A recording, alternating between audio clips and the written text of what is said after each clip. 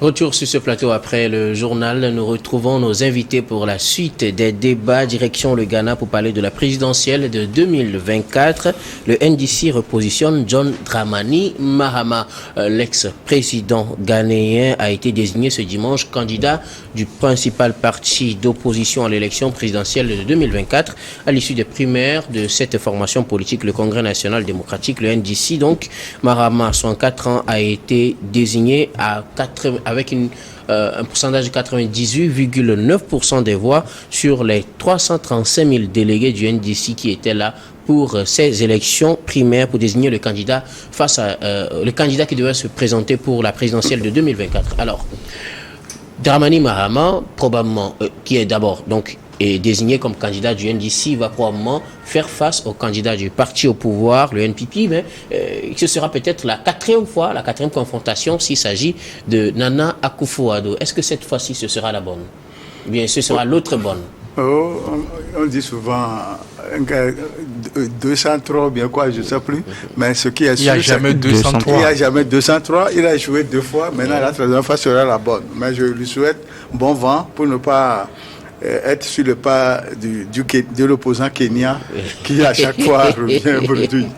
Bon, s'il a été choisi avec 98%, c'est compte tenu de son expérience pour la conduite des affaires de l'État, parce que après la mort de Atam, il a remplacé le 24 juillet 2012 et a été battu aux élections en 2016 par Akufo. Oui. Donc, il avait déjà remporté l'élection de 2012. Voilà. Il a fait un mandat de 4 ans. Donc, ce qui veut dire qu'aujourd'hui, nous pouvons dire que c'est un homme d'expérience, un homme qui a déjà la maîtrise de la gestion de l'État.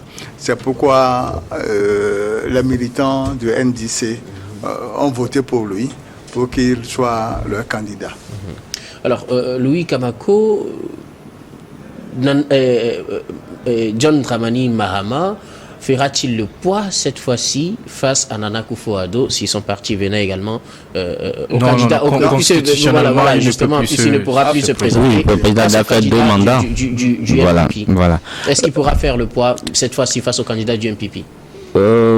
Difficile de le dire parce que John Dramani Mahama a déjà fait ses preuves à la tête de l'État ghanéen. Joanne le disait tout à l'heure, il a été président de 2012 à 2016 et on a remarqué qu'à cette époque-là, le Ghana a souffert de l'effondrement des matières premières que sont le cacao, l'or et tout ça là qui constitue en fait la base importante de l'économie ghanéenne. Donc et puis à l'époque, on a noté que les dépenses frénétiques et qu'il a engagé, en plus l'augmentation de la dette et la coupure intense de l'électricité ont fait que... tout cela avait contribué à son échec. À son échec. Donc je pense qu'il avait laissé un bilan assez mitigé à l'époque. Donc c'est ce qui a fait qu'en 2016, il a été battu et rebattu en 2020 par Nana Akufo. Maintenant, le candidat qui vient de l'autre côté, on ne connaît pas encore son profil, mais ce qui va peut-être avantager, ce qui sera à l'avantage de John Dramani, parce que lui, il a déjà été à la présidence et il connaît à peu près les voies de la présidence. Il a des contacts sur lesquels il peut s'appuyer. Maintenant, quand vous voyez aussi le bilan que Addo Kufuor aussi a fait, je pense que il y a pas match parce que pour lui aussi il n'a pas affiché un score aussi reluisant que ça, parce que grâce à lui le Ghana est obligé de faire recours au FMI même s'il avait refusé avant. Oui, qu'il avait refusé avant parce que le Ghana est tellement autonome sur le plan économique que ils veulent toujours rouler sur leurs propres économies, sur leurs propres ressources, mais à un moment donné, compte tenu aussi, parce que là aussi il va bénéficier des allégeances parce qu'il y a la Covid-19 qui a fragilisé toutes les économies et à plus de la crise russo-ukrainienne. Donc ce qui fait qu'à un moment donné le mandat de Nana Akufo n'a pas été un fleuve long tranquille pour lui. Donc je pense qu'on peut quand même lui trouver des excuses, mais qu'à cela ne tient, je pense que sur le plan général, Nana Akufo, la gouvernante de Nana Akufo aussi a été très critique de l'autre côté du Ghana. Quand vous allez, on vous dira que le Ghana n'est plus comme avant et que tout a été sombré. On a noté également ces derniers temps, c'est vrai que c'est des rumeurs et tout, mais il n'y a jamais eu de fumée sans feu, comme on a l'habitude de le dire, avec la mort de l'ancien président John Rawlings. On a tenté, justement, je le dis que ce sont des rumeurs, mais si dans l'opinion, il y a ces genres de rumeurs qui se circulent, je pense que ce n'est pas... Quelles sont ces rumeurs, lui? On a essayé de trouver, je ne sais pas s'il faut le dire, c'est pas une cause politique à la mort de l'ancien président du Ghana. Et donc je pense que pour certains Ghanéens, le président actuel Nana Akufo aurait quelque chose à voir avec ce décès. Donc je pense que c'est des intoxications qui sont de nature à discrédibiliser en fait le président actuel. Donc je pense que si on met tout ça dans la balance, même le président qui vient, quand ça viendra, quand ce sera un dauphin au président actuel, l'avantage va pour John Dramani Mahama. L'avantage ira pour John Dramani Mahama selon Louis, mais quand on met dans la balance peut-être les faiblesses de la gestion de John Dramani Mahama et puis les faiblesses de la gestion de Nana Akufo-Addo, quand on sait que son parti pourra jusqu'en 2024, selon les informations, en 2024 son parti fera ses primaires pour dégager leur candidat. Quand on prend par exemple le parcours de Dramani Mahama et le parcours de Nana Akufo-Addo qui pourra peut-être être perçu sur la candidature de son dauphin, est-ce que le NDC a des chances de revenir au pouvoir au Ghana? Non, moi, la première observation que je fais de cette situation, c'est que la classe politique ghanéenne a échoué. Elle a échoué lamentablement. Vous savez, quand vous avez un pays comme ça, où vous êtes incapable de renouveler la classe politique, c'est vraiment désolant pour vous. Où on retrouve les mêmes personnes au bout de 15 ans, 20 ans. On parle du Ghana. Bien sûr, les mêmes personnes que vous retrouvez, les mêmes personnes qui se présentent si le NPC n'est pas capable de trouver une autre personne, capable de défendre leur couleur que de ramener quelqu'un qui a déjà assumé une transition. Et après, il s'est présenté, attendez que j'aille au bout de mon argumentaire. Les gens qui font le poids. Non seulement il faut positionner les gens qui font l'affaire, mais il faut savoir aussi préparer la nouvelle génération. Il faut aussi savoir positionner d'autres personnes qui puissent venir faire leur preuve à la tête de l'État. Monsieur Dramani Mahama a déjà fait sa preuve. Il a été vice-président, comme beaucoup l'ont dit. Il a eu la chance que l'ancien président était mort à l'époque et il a assumé quelques années.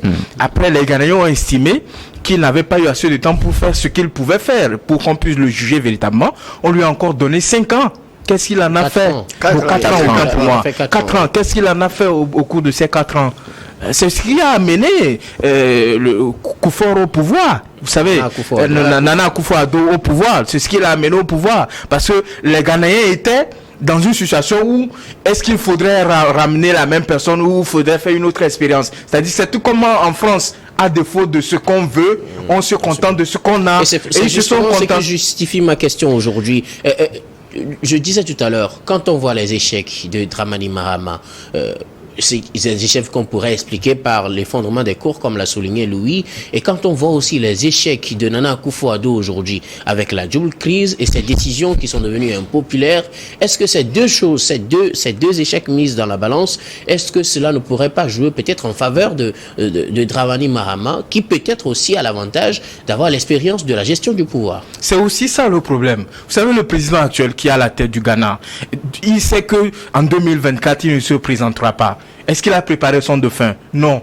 C'est-à-dire que nous sommes en 2023, l'élection est... Attendez, mais si vraiment il a préparé quelqu'un, ça doit sauter du lot. On doit pouvoir connaître Nana Akufo-Addo ne sera pas candidat. Ce qui est sûr, son parti, le MPP, va présenter un candidat. Je ne refuse pas. C'est-à-dire que quand vous êtes dans un pays où votre parti politique marche véritablement, où vous êtes, vous avez cette ambition-là de pouvoir garder le pouvoir sur une longue période, vous devez préparer votre dauphin. Et il doit sortir du lot, tout le monde doit le connaître. C'est ce qui se passe dans certains pays.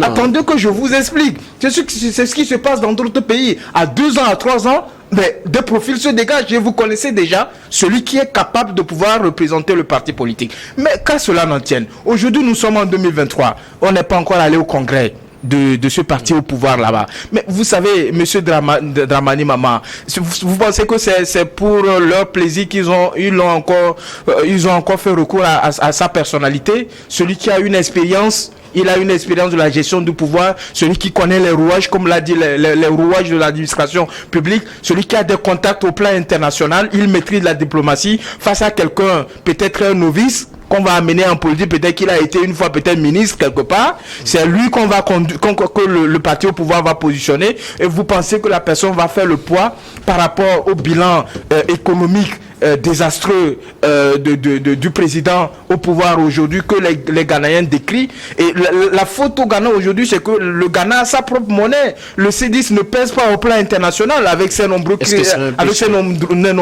Mais c'est l'un des facteurs au plan économique. Peut-être chercher un économiste, il va vous expliquer davantage. Je n'ai pas cette prétention-là de pouvoir vous faire un cours sur l'économie. Mais c'est un des facteurs aujourd'hui. La monnaie de ce pays-là. Ce facteur joue en faveur de qui ou contre qui? Ça joue contre le bilan de ce président-là à cause de cette crise-là, la Covid-19 et tout ce que vous connaissez.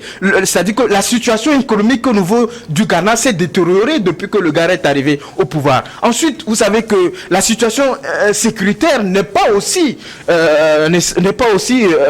reluisante au niveau de notre sous-région. Et le Ghana n'est pas épargné avec les incursions de ces groupes djihadistes-là. Donc sur le plan sécuritaire, sur le plan économique, mais également, on accuse le président d'avoir une certaine approche avec la France. C'est-à-dire que les Ghanéens l'accusent de vouloir franciser le Ghana. Et vous savez que la dernière élection, il y a eu des rumeurs comme quoi le gars, il a truqué les élections. Vous savez que les élections ont été volées. Donc on l'accuse de pouvoir importer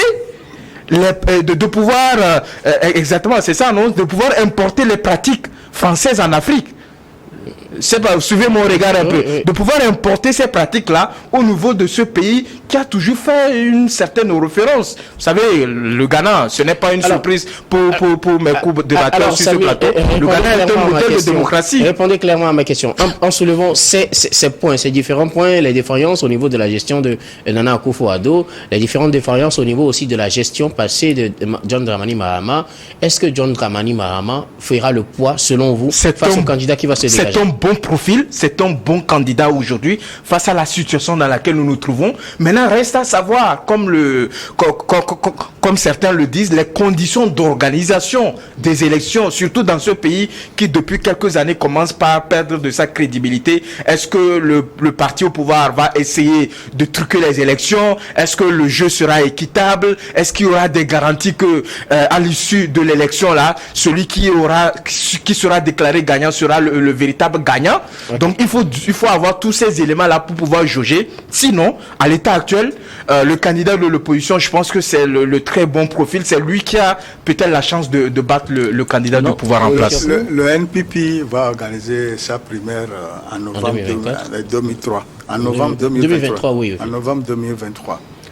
Bon, écoutez, mon frère et ami Samir, je suis désolé de le dire parce que c'est sous Akufo que l'histoire de fraude est apparue au niveau des élections.